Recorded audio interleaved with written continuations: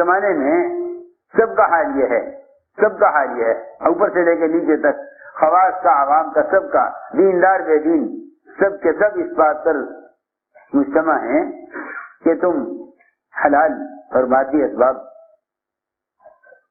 اختیار کرو، تم حلال اور مادی اسباب اختیار کرو، اور پھر یوں کہو کہ جو اللہ چاہیں گے وہ ہوگا۔ حالانکہ یہ راستہ ناکامی کا ہے، یہ راستہ ناکامی کا ہے کہ مادی اسباب اختیار کرو، پھر یوں کہو کہ جو اللہ چاہیں گے وہ ہوگا۔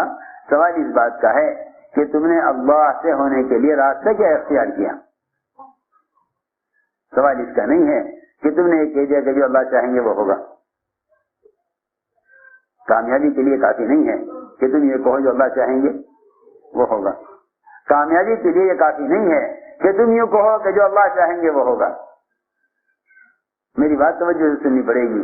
کامیابی کے لیے یہ کافی نہیں کہ آپ یہ کہیں جو اللہ چاہیں گے وہ ہوگا، بلکہ کامیابی کے لیے شرط یہ ہے کہ تم اللہ کی چاہت کو پورا، اس کے حکم کو پورا کرنے کے بعد کہو اب اللہ جو چاہیں گے وہ ہوگا۔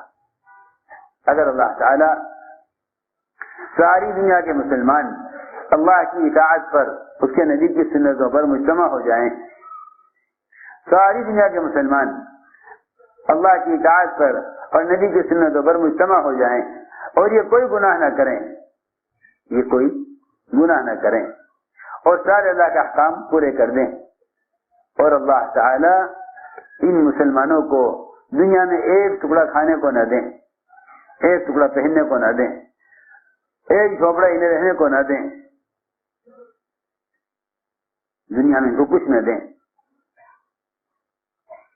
دنیا میں ان کو کچھ نہ دیں۔ پھر کسی مسلمان کے دل میں یہ خیال آئے کہ جب ہم نے اللہ کی اتنی اطاعت کی اور اللہ کے نبی کی اطاعت کی اور اللہ نے ہمیں کچھ نہیں دیا، تو فرمایا کہ یہ آدمی،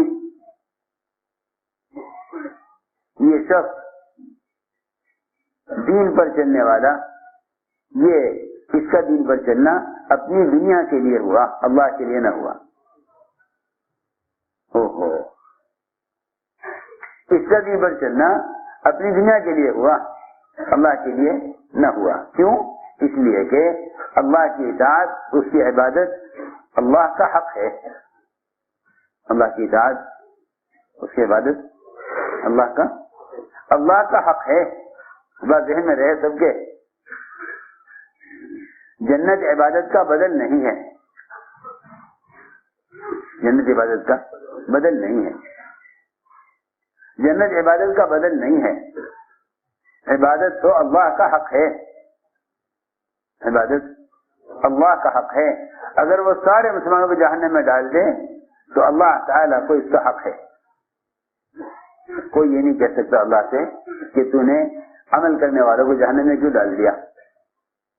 سنو غور سے بات، ہم سمجھتے ہیں کہ ہمارے اعمال کا بدلہ جنت ہے، نہیں، عبادات اور احکام کا پورا کرنا یہ اللہ کا حق ہے۔ اگر اللہ تعالیٰ ساری دنیا کے انسان پکے سچے مسلمان ہو جائیں اور اللہ تعالیٰ دنیا میں کسی کو کچھ نہ دے، تو کوئی یہ نہیں کہہ سکتا، کوئی یہ نہیں کہہ سکتا کہ اللہ نے ہمیں یہ کیوں نہیں دیا، اللہ نے ہمیں یہ کیوں نہیں دیا، جب ہم نے یہ اعمال کیے ہیں اللہ نے ہمیں یہ کیوں نہیں دیا۔ اللہ تعالیٰ اگر مسلمان کو اس کی عبادت اور اطاعت پر دنیا میں کچھ دے دیں تو یہ اللہ تعالیٰ کا فضل ہے، عمل کا بدل نہیں ہے، یہ اللہ تعالیٰ کا فضل ہے، عمل کا بدل نہیں ہے۔ اس لیے کہ عبدیت الگ چیز ہے، ملازمت الگ چیز ہے۔ ہم اللہ تعالیٰ کے غلام ہیں، ہم اللہ کے غلام ہیں، ملازم نہیں ہیں۔ ہم اللہ کے غلام ہیں، ملازم نہیں ہیں۔ ہم اللہ کے غلام ہیں، ملازم نہیں ہیں۔ کیا فرق ہے غلام و ملازم میں؟ غلام ملازم میں کیا فرق ہے کہ ملازم اجرت چاہے گا، ملازم اجرت چاہے گا، ملازم کو اجرت چاہیے، غلام کہ وہ تو سر سے لے کر پیر تک اطاعت میں ہی ڈوبا ہوا ہے، کی بات ہے، یہ پکی بات ہے۔ اس لیے میں نے عرض کیا کہ انسان دنیا میں پورے دین پر مسلمان پورے دین پر چلے اور اللہ اسے کچھ نہ دے دنیا میں، تو اللہ کو اس کا پورا پورا حق ہے۔ اس لیے کہ عبادت سوچنے کی بات یہ ہے کہ وہ جنت جو ہمیشہ کے لیے بنی ہے، وہ جنت جو ہمیشہ کے لیے بنی ہے، اس کو اللہ نے خوب مزین کیا ہے۔ جب عمل اس جنت کے لیے نہیں جو باقی رہنے والی ہے، تو پھر فنا ہونے والی دنیا کے لیے عمل کیسے ہو سکتا ہے؟ فنا ہونے والی دنیا کے لیے عمل، یہ سوچنے کی بات ہے۔ فنا ہونے والی دنیا کے لیے عمل کیسے ہو سکتا ہے جب عمل باقی رہنے والی جنت کے لیے نہیں ہے؟ ہم نے ایک بات عرض کی ہے کہ لوگ یہ کہتے ہیں کہ تم اسباب اختیار کرو اور پھر اللہ پر چھوڑ دو کہ اللہ جو تو چاہے گا وہ ہوگا۔ ایسا نہیں ہے، بلکہ اللہ تعالیٰ کی مشیت کس میں ہے؟ اللہ تعالیٰ کی مشیت کائنات کے نقشوں میں نہیں ہے۔ اللہ تعالیٰ کی چاہت، اس کی مشیت اس کے احکام اور اس کے اوامر میں ہے، اس کے احکام اور اس کے اوامر میں ہے۔ اللہ تعالیٰ کی مشیت کو اللہ کے اوامر میں تلاش کرو، یہ نہیں کہ ہم نے اسباب اختیار کر لیے ہیں باقی اللہ پہ چھوڑ دیا، اللہ جیسے چاہیں کریں۔ اس کا مطلب تو یہ ہوا کہ اللہ تعالیٰ کو سبب بنا کر پیش کیا جائے، اللہ کو سبب بنا کر پیش کیا جائے۔ اس کا مطلب تو یہ ہوا کہ اللہ کو سبب بنا کر پیش کیا جائے، اس کا مطلب تو یہ ہوا کہ اللہ کو سبب بنا کر پیش کیا جائے۔ آپ دیکھیں گے جس کے پاس بھی جو نقشہ ہے کائنات کے اعتبار سے، تجارت کا، زراعت کا، ملازمت کا، حکومت کا، سرمایہ داری کا، جن کے پاس نقشے ہیں علاج اور معالجے کے، مقدمات سے چھڑانے کے، یہ جو بھی آدمی جس کوشش میں لگا ہوا ہے، یہ اس کوشش کو اپنے اور اللہ کے درمیان ذریعہ سمجھتا ہے۔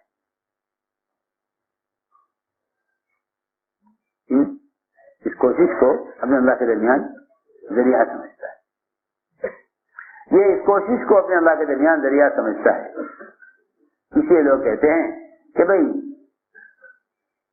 سبب اختیار کرو، سبب اختیار کرو اور اس میں محنت کرو، مگر امید اللہ سے رکھو۔ سوچے تو صحیح، کتنے جھوٹے ہیں ہم سب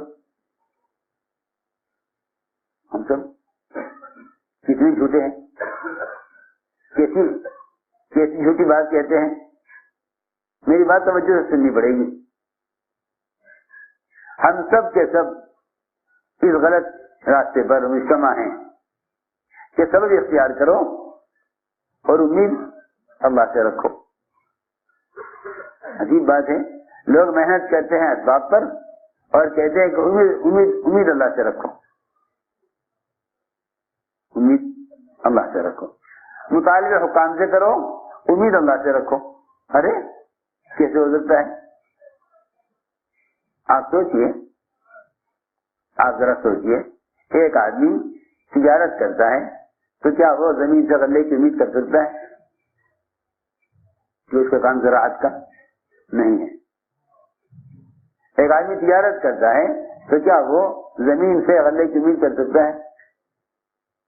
ایک آدمی زراعت کرتا ہے تو کیا کسی دفتر سے یا کسی ملازمت سے تنخواہ کی امید کر سکتا ہے؟ کہ نہیں۔ جب وہ اس لائن کی محنت نہیں کر رہا تو اس لائن سے امید کیسے کر سکتا ہے؟ کتنی آسان بات ہے۔ میں حضرت کی باتیں ساری نقل کر رہا ہے، بیان کر پڑھ کے سوچا میں نے کہا حضرت کیا فرماتے تھے؟ فرماتے تھے کہ مسلمان مادی شکلوں پر محنت کر کے اللہ سے امید کرنا چاہتا ہے، حالانکہ مادی اسباب پر محنت کرنے والا اللہ سے امید کر ہی نہیں سکتا۔ مادی اسباب پر محنت کرنے والا اللہ سے امید کر ہی نہیں سکتا. مادی اسباب پر محنت کرنے والا اللہ سے امید کر ہی نہیں سکتا. یہ تو میں آپ کو سچی بات بتاؤں, ہر آدمی کی امید اس محنت سے وابستہ ہوتی ہے جس چیز پر وہ محنت کر رہا ہے. ہم تو آپ سے عرض کر چکے, جو آدمی زمیندارہ کرے گا اس غلے کی امید کہاں سے ہوگی؟ وہیں سے ہوگی. جو آدمی تجارت کرے گا اس کو امید تجارت سے ہوگی. یہ کیسے ہو سکتا ہے کہ آدمی محنت تو کرے زراعت کی, امید کرے تجارت سے؟ ہو ہی نہیں سکتا. تو پھر یہ کیسے ممکن ہے کہ ایک آدمی محنت تو کرے دنیا پر اور امید کرے اللہ سے؟ محنت تو کرے دنیا پر, امید کرے اللہ سے, ہو ہی نہیں سکتا. اس لیے فرمایا کہ عقل مند آدمی وہ ہے, عقل مند آدمی وہ ہے جو موت کے بعد کی تیاری کر لے اور عاجز سے کہتے ہیں جو کچھ نہ کر سکے. عاجز وہ ہے جو اپنے نفس کی خواہشات کے پیچھے پڑا ہوا ہے اور اللہ سے لمبی لمبی امیدیں کیے ہوئے ہیں. حدیث ہے, ہم نے عرض کیا کہ مادی شکلوں پر محنت کر کے اللہ سے امید کرنا, یہ اللہ سے امید کرنے میں آدمی سچا نہیں ہے. یہ اللہ سے امید کرنے میں سچا نہیں ہے. ورنہ حضور اکرم صلی اللہ علیہ وسلم نے بہت سے مشرکین سے پوچھا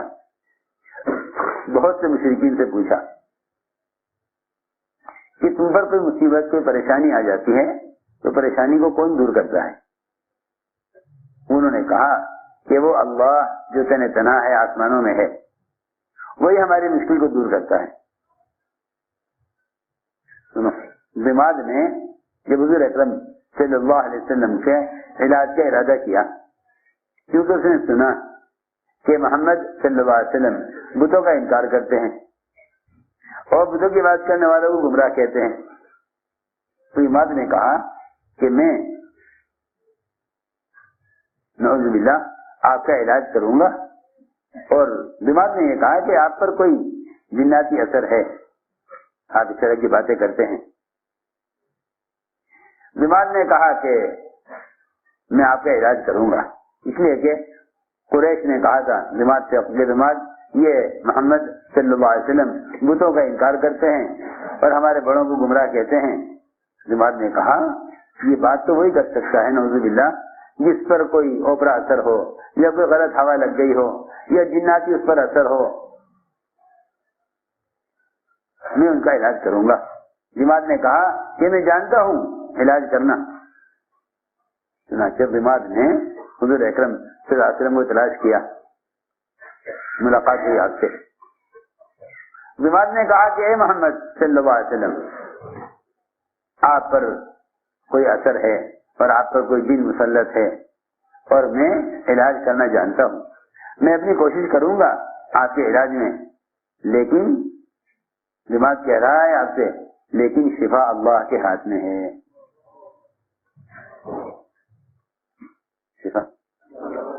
شفا اللہ کے ہاتھ میں ہے, میں تو کوشش کروں گا. کون کہہ رہا ہے؟ مشرک کہہ رہا. سنو, میں اپنی بات کو سمجھانے کے لیے واقعات کر رہا ہوں.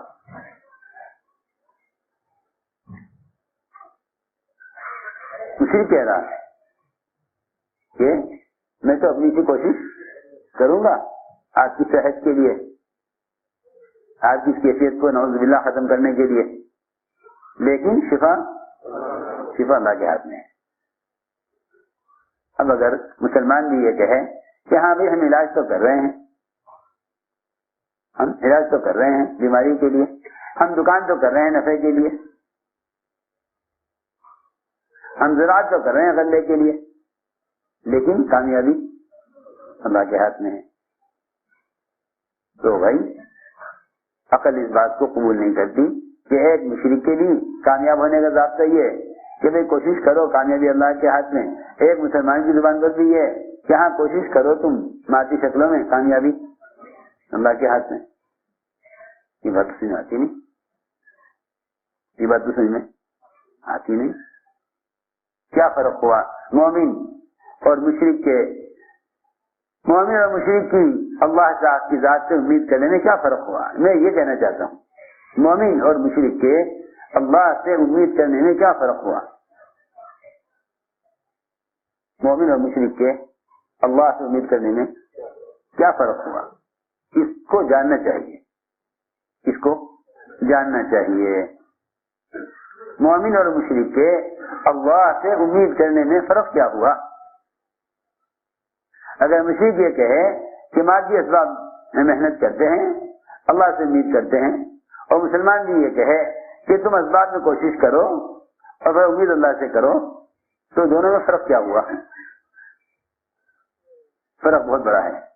دیکھو، مومن عمل پر محنت کرے گا، مومن عمل پر محنت کرے گا، عمل پر محنت کر کے اللہ کو عمل پیش کرے گا، اللہ سے امید کرنے اور سوال کرنے کے لیے.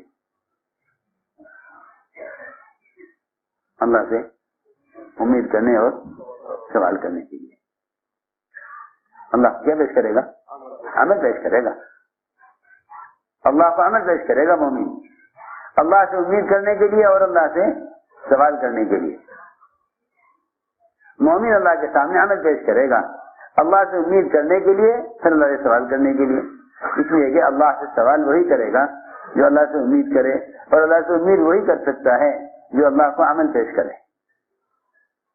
اللہ کو عمل پیش کرے. اس زمانے میں آپ دیکھیں گے جو آدمی جس نقشے میں لگا ہوا ہے وہ اللہ کے سامنے نقشہ پیش کرتا ہے. اللہ کے سامنے اللہ اکبر، وہ اللہ جو تمام نقشوں سے بے نیاز اور تمام نقشوں سے کی محتاجگی سے پاک ہے، آپ اس کو نقشہ پیش کریں. اللہ تعالیٰ کے سامنے کوئی سبب پیش کرنا اس کی قدرت کو مقید کر دینا ہے، قدرت کو مقید کر دینا ہے. کتنی نقصان کی بات ہے، کتنے نقصان کی بات ہے کہ مسلمان یہ کہے اے اللہ تو ہمیں اس تجارت میں کامیاب کر دے، تو مجھے اس دکان کے راستے سے نفع دے دے. کہ دکان کتنی چھوٹی ہے، دکان کتنی چھوٹی ہے، دکان کتنی چھوٹی ہے، دکان کتنی چھوٹی ہے، مگر یہ ایک چھوٹی سی دکان کے راستے سے اللہ سے نفع چاہتا ہے. سوچو تو صحیح. ایک دیہاتی نے یوں کہا، ایک دیہاتی نے یوں کہا اے اللہ مجھ پر اور محمد صلی اللہ علیہ وسلم پر رحم نازل فرما، اس کے علاوہ اور کسی پر رحمت نازل نہ کیجیے. مجھ پر اور رحمت نازل فرما اور کسی پر نازل نہ کیجیے. کیا مطلب تھا؟ اس سے دیہاتی کو خیال یہ ہوا کہ جب رحمت سب پر نازل ہوگی تو پھر ہمارے حصے میں کم آئے گی. ایک تو میں ہو جاؤں اور ایک محمد صلی اللہ علیہ وسلم ہو جائیں. یہ اس نے دعا کی مسجد میں، اس مسجد میں دعا کی آواز سے. آپ نے سنی اس کی دعا، اللہم ارحمنی ومحمدا ولا تشارک معنا احدا. اے اللہ مجھ پر اور محمد پر رحمت نازل فرما اور ہمارے دونوں کے علاوہ اور کسی پر نہیں، ہم دو کے علاوہ اور کسی پر نہیں. آپ نے سن کر فرمایا حجرت واسعا، ارے او دیہاتی تو نے تو اللہ تعالی کی وسیع رحمت کو تنگ کر دیا، وسیع رحمت کو تنگ کر دیا. میں عرض کرنا چاہتا ہوں کہ اسباب بہت تنگ ہیں، اسباب بہت تنگ ہیں، اسباب بہت تنگ ہیں. میں آپ سے عرض کرنا چاہتا ہوں ہمارے اسباب کی بے برکتی کی جو بڑی وجہ ہے وہ وجہ یہ ہے کہ ہم اللہ کو سبب بنا کر پیش کرتے ہیں، اللہ کو سبب بنا کر پیش کرتے ہیں. آپ دیکھیں گے کوئی آدمی دعا میں اللہ کے سامنے عمل رکھ کر دعا نہ مانگے گا. جسے بھی تم دعا مانگتے دیکھو گے وہ اللہ کے سامنے اپنا سبب رکھ کر دعا مانگے گا. اللہ کے سامنے سبب رکھ کر دعا مانگے. حالانکہ قدرت وعدوں کے ساتھ اور وعدے حکموں کے ساتھ, لیکن لوگ دعا مانگتے ہیں تو سبب کے سامنے رکھ کر. جس کی 2 دکانوں سے ایک دکان رہ جائے گی نا, اس کی دعا میں بے چینی اور بڑھ جائے گی. اس کی دعا میں بے چینی اور بڑھ جائے گی. وہ تو یوں کہے گا, اے اللہ اب تو ایک ہی دکان رہ گئی, اسی میں کامیاب کر دے. سوچیے آپ, جن کے کمائی کے نقشے ٹوٹنے لگتے ہیں, 4-6 کارخانے تھے, پھر 3 رہ گئے, پھر 2 رہ گئے, جب 1 رہ جائے گا تو اس کی دعا کا اضطراب اور بڑھ جائے گا. میرے دوستوں عزیزوں, کامیابی کا راستہ یہ دکھلایا قرآن میں بھی حدیث میں بھی کہ تم اپنی دعاؤں کو اپنے اسباب کے ساتھ مت جوڑو. اور میری بات یاد رکھیں, دعا کے وقت سبب کو تصور مت کیا کرو. دعا کے وقت سبب کو تصور مت کیا کرو. دعا کے وقت اسباب کا تصور مت کیا کرو, بلکہ دعا کے وقت اللہ کی رحمت کی امید کرو اور اللہ کے سامنے اپنا عمل پیش کرو. اللہ کے سامنے اپنا عمل پیش کرو. اللہ کے سامنے اپنا عمل پیش کرو. اللہ کے سامنے اپنا عمل پیش کرو. اللہ کے سامنے سب نے پیش کرو, عمل پیش کرو. لوگ محنت کرتے ہیں اسباب پر اور پھر انہی اسباب کو سامنے رکھ کر دعا کرتے ہیں اور پھر انہی اسباب پر اللہ سے امید کرتے ہیں. حالانکہ آپ پچھلے جتنے بھی مدد کے واقعات ہیں ان واقعات سے امت کو یہ سمجھانا تھا, امت کو دیکھو بھائی, صحابہ کرام کی غیبی مددوں سے اور انبیاء علیہ السلام کے ساتھ غیبی نصرتوں سے امت کو مدد کے ضابطوں کی تعلیم دینی تھی. امت کو مدد کے ضابطے کیا ہیں؟ مدد کے ضابطے بتانے کے لیے انبیاء کے واقعات ہیں.